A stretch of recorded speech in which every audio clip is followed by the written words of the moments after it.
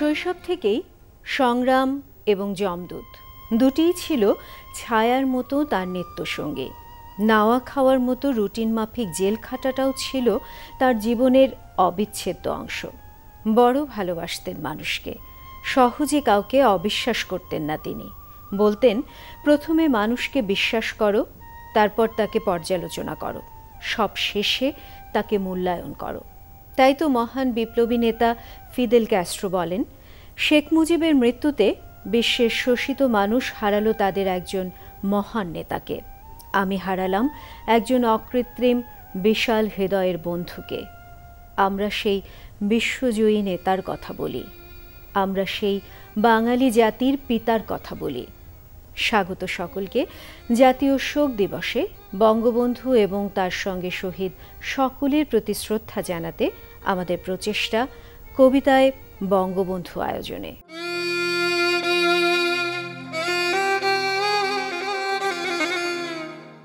এখনো ধ্বনিত হয় সেই বজ্রকণ্ঠ। সাইফুল বারী। মানুষগুলো চোখে মুখে সংগ্রামের আগুন, বারুদের গন্ধ ফাগুনের বাতাসে।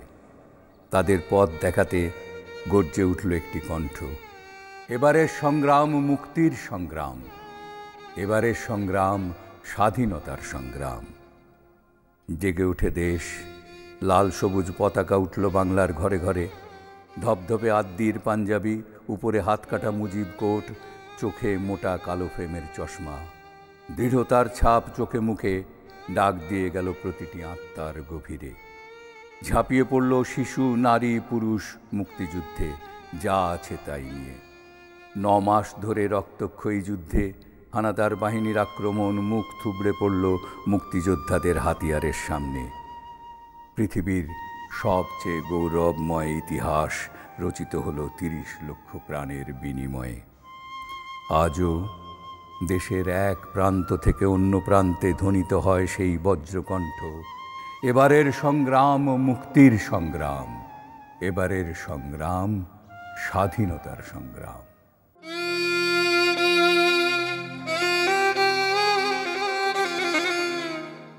আমেরিকা বা মার্কিন যুক্তরাষ্ট্র বিশ্বের অন্যতম পরাক্রমশালী রাষ্ট্র, যারা 1971 সালে সরাসরি বাংলাদেশ রাষ্ট্রের বিপক্ষে অবস্থান নিয়েছিল।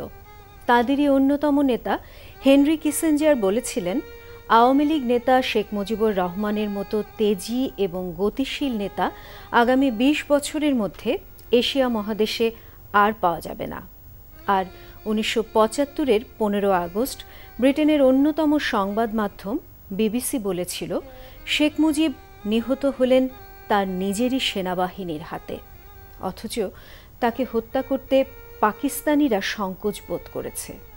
হায় লজ্জা, হায় দৈন্যতা, হায় পৈশাচিকতা। আমরা পৃথিবীর ইতিহাসের সেই জঘন্যতম হত্যাকাণ্ডের কথা বলি।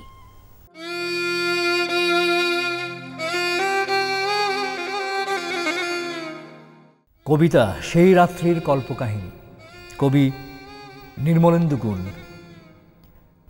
তোমার ছেলেরা মরে গেছে প্রতিরোধের প্রথম পর্যায়ে, তারপর গেছে তোমার পুত্রবধূদের হাতের মেহেদি রং, তারপর তোমার জন্ম সহোদর ভাই শেখ নাসের, তারপর গেছেন তোমার প্রিয়তমা বাল্য বিবাহিতা পত্নী, আমাদের নির্যাতিতা মা। এরই ফাঁকে একসময় ঝরে গেছে তোমার বাড়ির সেই গরবিনী কাজের মেয়েটি বকুল। এরই ফাঁকে একসময় প্রতিবাদ দেয়াল থেকে খসে পড়েছে রবীন্দ্রনাথের দরবেশ মার্কা ছবি। এরই ফাঁকে একসময় সংবিধানের পাতা থেকে মুছে গেছে 2টি স্তম্ভ, ধর্মনিরপেক্ষতা ও সমাজতন্ত্র। এরই ফাঁকে একসময় তোমার গৃহের প্রহরীদের মধ্যে মরেছে 2 জন প্রতিবাদী, কর্নেল জামিল ও নাম না জানা এক তরুণ। তুমি কামান আর মৃত্যুর গর্জনে উঠে বসেছ বিছানায়। তোমার সেই কালো ফ্রেমের চশমা পড়েছ চোখে, লুঙ্গির ওপর সাদা ফিনফিনে 7ই মার্চের পাঞ্জাবি, মুখে কালো পাইপ, তারপর হেঁটে গেছ বিভিন্ন কোঠায়। সারি সারি মৃতদেহগুলি তোমার কি তখন খুব অচেনা ঠেকেছিল? তোমার রাসেল, তোমার প্রিয়তমা পত্নীর সেই গুলিবিদ্ধ গ্রীবা, তোমার মেহেদি মাখা পুত্রবধূদের মুজিবাশ্রিত করতল, রবীন্দ্রনাথের ভুলুণ্ঠিত ছবি, তোমার সোনার বাংলা। সিঁড়ি বেয়ে নিচে নামবার আগে তুমি শেষবারের মতো পাপ স্পর্শহীন সংবিধানের পাতা উল্টিয়েছ। বাংলাদেশের মানচিত্র থেকে এক মুঠো মাটি তুলে নিয়ে মেখেছ কপালে। ওই তো তোমার কপালে আমাদের হয়ে পৃথিবীর দেওয়া মাটির ফোঁটার শেষ তিলক। আয়, তোমার পা একবারও টলে উঠল না, চোখ কাঁপল না। তোমার বুক প্রসারিত হলো অভ্যুত্থানের গুলির অপচয় বন্ধ করতে। কেননা তুমি তো জানো এক একটি গুলির মূল্য একজন কৃষকের একবেলার অন্নের চেয়ে বেশি। কেননা তুমি তো জানো এক একটি গুলির মূল্য একজন শ্রমিকের একবেলার সিনেমা দেখার আনন্দের চেয়ে বেশি। মূল্যহীন শুধু তোমার জীবন, শুধু তোমার জীবন পিতা। তুমি হাত উঁচু করে দাঁড়ালে, বুক প্রসারিত করে কি আশ্চর্য আহ্বান জানালে আমাদের। আর আমরা তখন রুটিন মাফিক ট্রিগার টিপলাম। তোমার বক্ষ বিদীর্ণ করে হাজার পাখির ঝাঁক পাখা মেলে উড়ে গেল বেহেশতের দিকে। তারপর ডেড স্টপ। তোমার নিষ্প্রাণ দেহখানি সিঁড়ি দিয়ে গড়াতে গড়াতে গড়াতে আমাদের পায়ের তলায় এসে হুমড়ি খেয়ে থামল। কিন্তু তোমার রক্তস্রোত থামল না। সিঁড়ি ডিঙিয়ে বারান্দার মেঝে গড়িয়ে সেই রক্ত, সেই লাল টকটকে রক্ত বাংলার দুর্বা ছোবার আগেই আমাদের কর্নেল সৈন্যদের ফিরে যাবার বাঁশি বাজালেন। দর্শক, কবিতায় বঙ্গবন্ধুর এই আয়োজন থেকে এখন খানিকটা বিরতিতে যাব। ফিরব আবারও শ্রদ্ধাঞ্জলি নিয়ে, স্মরণের বাণী নিয়ে। সঙ্গে থাকবেন আশা করছি।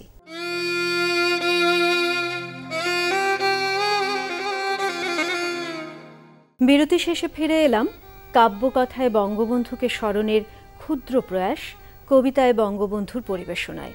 চলুন সর্বকালের অন্যতম সেরা বাঙালিকে নিয়ে আরও একটি কবিতা শুনে নেই।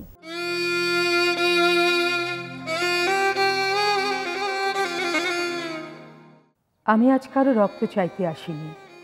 নির্মলেন্দু গুণ। আমি আজ কারো রক্ত চাইতে আসিনি। সমবেত সকলের মতো আমিও গোলাপ ফুল খুব ভালোবাসি।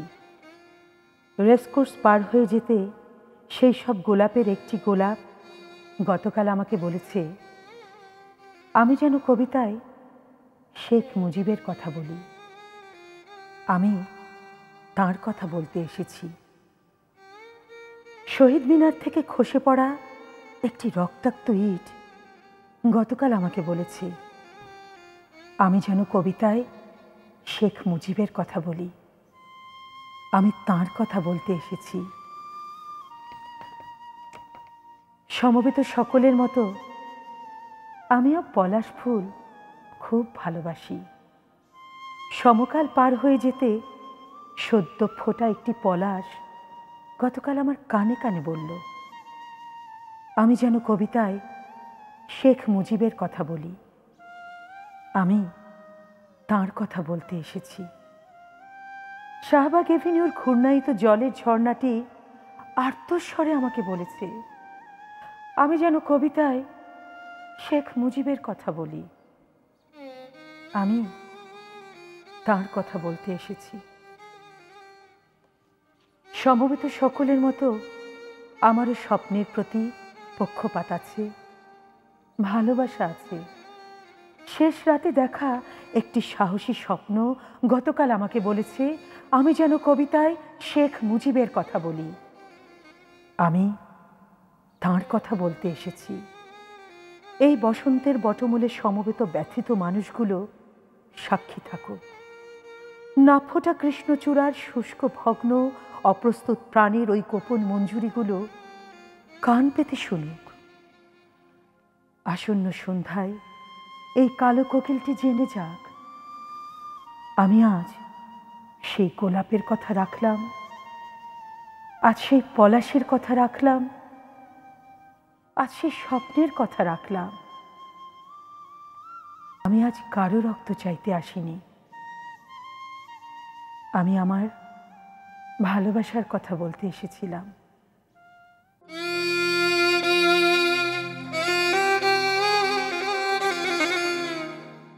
শেখ মুজিব দৈহিকভাবেই মহাকায় ছিলেন। সাধারণ বাঙালির থেকে অনেক উঁচুতে ছিল তার মাথাটি। সহজেই চোখে পড়ত তার উচ্চতা। ৭১-এ বাংলাদেশকে তিনিই আলোড়িত বিস্ফোরিত করে চলেছিলেন। আর তার পাশে ক্ষুদ্র থেকে ক্ষুদ্রতর হয়ে যাচ্ছিল তার সমকালীন এবং প্রাক্তন সকল বঙ্গীয় রাজনীতিবিদ। চিরকাল মানুষের হিত ও মঙ্গলকারী মহান হৃদয়বান আত্মত্যাগী বঙ্গবন্ধুকে নিয়ে এমনটাই বলেছিলেন অধ্যাপক লেখক হুমায়ুন আজাদ। আমরা সেই হৃদয়বানের হৃদয় বিয়োগের কথা বলি।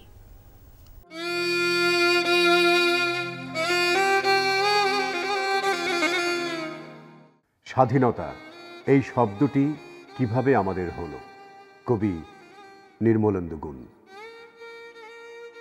একটি কবিতা লেখা হবে, তার জন্য অপেক্ষার উত্তেজনা নিয়ে লক্ষ লক্ষ উন্মত্ত অধীর ব্যাকুল বিদ্রোহী শ্রোতা বসে আছে ভোর থেকে জনসমুদ্রের উদ্যান সৈকতে। কখন আসবে কবি? এই শিশু পার্ক সেদিন ছিল না, এই বৃক্ষে ফুলে শোভিত উদ্যান সেদিন ছিল না, এই তন্দ্রাচ্ছন্ন বিবর্ণ বিকেল সেদিন ছিল না। তাহলে কেমন ছিল সেদিনের সেই বিকেল বেলাটি? তাহলে কেমন ছিল শিশু পার্কে, বেঞ্চে, বৃক্ষে, ফুলের বাগানে ঢেকে দেয়া এই ঢাকার হৃদয় মাঠখানি? জানি সেদিনের সব স্মৃতি মুছে দিতে হয়েছে উদ্যত কালো হাত। তাই দেখি কবিহীন এই বিমুখ প্রান্তরে আজ কবির বিরুদ্ধে কবি, মাঠের বিরুদ্ধে মাঠ, বিকেলের বিরুদ্ধে বিকেল, উদ্যানের বিরুদ্ধে উদ্যান, মার্চের বিরুদ্ধে মার্চ। এহে অনাগত শিশু, এহে আগামী দিনের কবি, শিশু পার্কের রঙিন দোলনায় দোল খেতে খেতে তুমি একদিন সব জানতে পারবে। আমি তোমাদের কথা ভেবে লিখে রেখে যাচ্ছি সেই শ্রেষ্ঠ বিকেলের গল্প। সেদিন এই উদ্যানের রূপ ছিল ভিন্নতর। না পার্ক, না ফুলের বাগান, এসবের কিছুই ছিল না। শুধু একখণ্ড অখণ্ড আকাশ যেরকম, সেরকম দিগন্ত প্লাবিত ধু ধু মাঠ ছিল দুর্বাদলে ঢাকা, সবুজে সবুজময়। আমাদের স্বাধীনতা প্রিয় প্রাণের সবুজ এসে মিশেছিল এই ধুধু মাঠের সবুজে। কপালে কবজিতে লাল শালু বেঁধে এই মাঠে ছুটে এসেছিল কারখানা থেকে লোহার শ্রমিক। লাঙল জোয়াল কাঁধে এসেছিল ঝাঁক বেঁধে উলঙ্গ কৃষক। পুলিশের অস্ত্র কেড়ে নিয়ে এসেছিল প্রদীপ্ত যুবক। হাতের মুঠোয় মৃত্যু, চোখে স্বপ্ন নিয়ে এসেছিল মধ্যবিত্ত, নিম্ন মধ্যবিত্ত, করুণ কেরানি, নারী, বৃদ্ধ, বেশ্যা, ভবঘুরে আর তোমাদের মতো শিশু পাতাকুড়ানিরা দল বেঁধে। একটি কবিতা পড়া হবে তার জন্য, কি ব্যাকুল প্রতীক্ষা মানুষের। কখন আসবে কবি, কখন আসবে কবি? শত বছরের শত সংগ্রাম শেষে রবীন্দ্রনাথের মতো দৃপ্ত পায়ে হেঁটে অতঃপর কবি এসে জনতার মঞ্চে দাঁড়ালেন। তখন পলকে দারুণ ঝলকে তরিতে উঠিল জল, হৃদয়ে লাগিল দোলা, জনসমুদ্রে জাগিল জোয়ার, সকল দুয়ার খোলা। কে রোধে তাঁহার বজ্রকণ্ঠবাণী? গণমানুষের মঞ্চ কাঁপিয়ে কবি শোনালেন তাঁর অমর কবিতাখানি। এবারে সংগ্রাম আমাদের মুক্তির সংগ্রাম, এবারে সংগ্রাম স্বাধীনতার সংগ্রাম। সেই থেকে স্বাধীনতা শব্দটি আমাদের।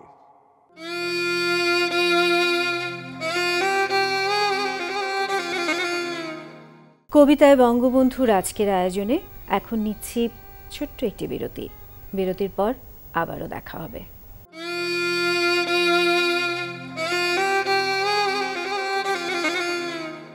বিরতি শেষে ফিরে এলাম কাব্যকথায় বঙ্গবন্ধুকে স্মরণের ক্ষুদ্র প্রয়াস, কবিতায় বঙ্গবন্ধুর পরিবেশনায়। চলুন সর্বকালের অন্যতম সেরা বাঙালিকে নিয়ে আরও একটি কবিতা শুনে নেই।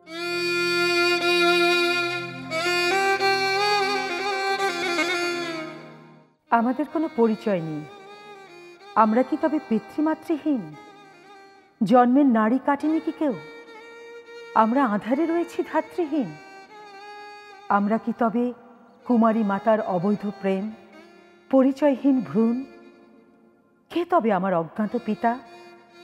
আমাদের দেহে যার সংশয় খুন, এখনো পাইনি পরিচয় তাঁর, এখনো চিনতে পারিনি কিছুই নিজে। এখনো আমরা পরিচয় খুঁজি পুরনো পাপের অন্ধকারের নিচে। পিতা হতে পারে অপ্রিয় অপরাধী, জন্ম কি তবে অবৈধ হতে পারে?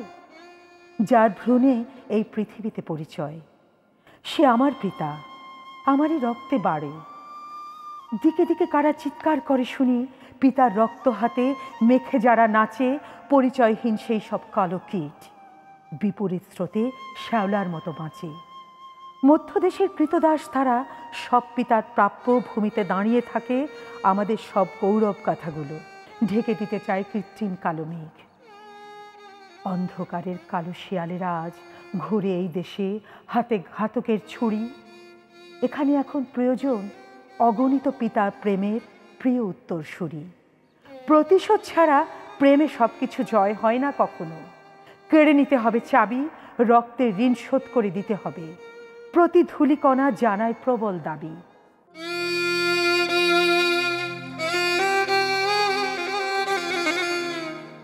ঈর্ষণীয় দেশপ্রেমের আধার, নিজ দেশ, নিজ সংস্কৃতি, কৃষ্টিকলা আর ঐতিহ্যের চিরকালের ধারক বাহক পৃষ্ঠপোষক বঙ্গবন্ধু বলেছিলেন, দেশের সাধারণ মানুষ যারা আজও দুঃখী, যারা আজও নিরন্তর সংগ্রাম করে বেঁচে আছে, তাদের হাসি কান্না সুখ দুঃখকে শিল্প সাহিত্য সংস্কৃতির উপজীব্য করার জন্য শিল্পী সাহিত্যিক ও সংস্কৃতি সেবীদের প্রতি আহ্বান জানাচ্ছি।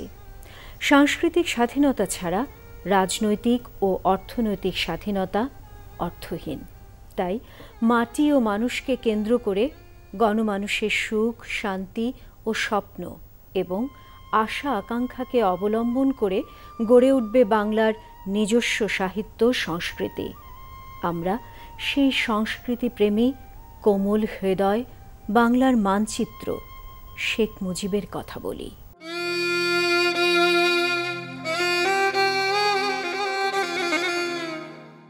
এই বাড়ি মঞ্জুরে মৌলা। এই এক বাড়ি, ময়নামতির থেকে, পঞ্চগড় মহানন্দা থেকে, মেঘনার ওপার থেকে, রাঢ় দেশ থেকে পেরিয়ে সন্দ্বীপ হাতিয়ার ঢেউ টুকরো করে হাজার হাজার পাখি একদিন, হাজার হাজার নয় কোটি কোটি পাখি এই সামান্য বাড়িতে উড়ে আসে। কুলায়ের খোঁজ করে অভয়ের, বিশ্বাসের খোঁজ করে এবং আশার। এই বাড়ি ফেরায় না কাউকেই। বারান্দায় নতুন পতাকা ওড়ে, স্বপ্নের মানুষ দাঁড়ান এসে পতাকার নিচে। তারপর একদিন পাখি নয়, ঝাঁকে ঝাঁকে গুলি এ বাড়ির দিকে ছুটে আসে। জানলার কাঁচ ভাঙে, ইঁট গুঁড়ো হয়, রক্তের সমূহ স্রোত সিঁড়ি বেয়ে নিচে নেমে আসে, বাগানের গাছ ঘিরে ফেলে। গাছেরা অবাক হয়, ভাবে এ তো জল নয়, যার কোনো প্রয়োজনই নেই আমাদের, তাই কেন আমাদের সিক্ত করে যায়?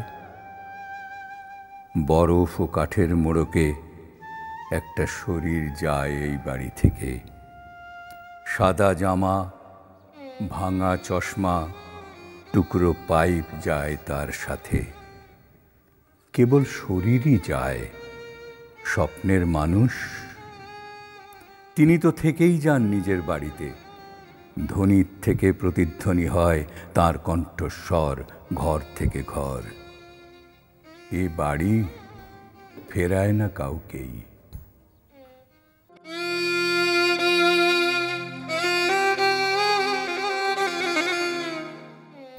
আষাঢ়, শ্রাবণ, ভাদ্র এমন সব নামের বাংলা ও বাঙালির মাস আসে।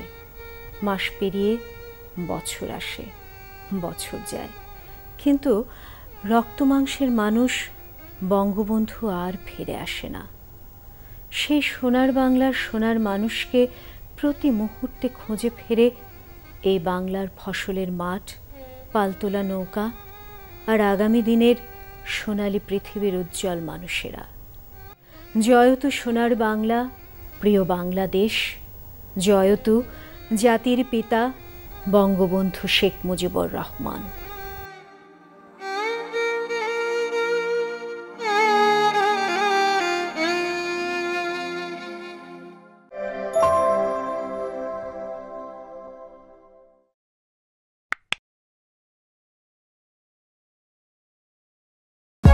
For more updates, subscribe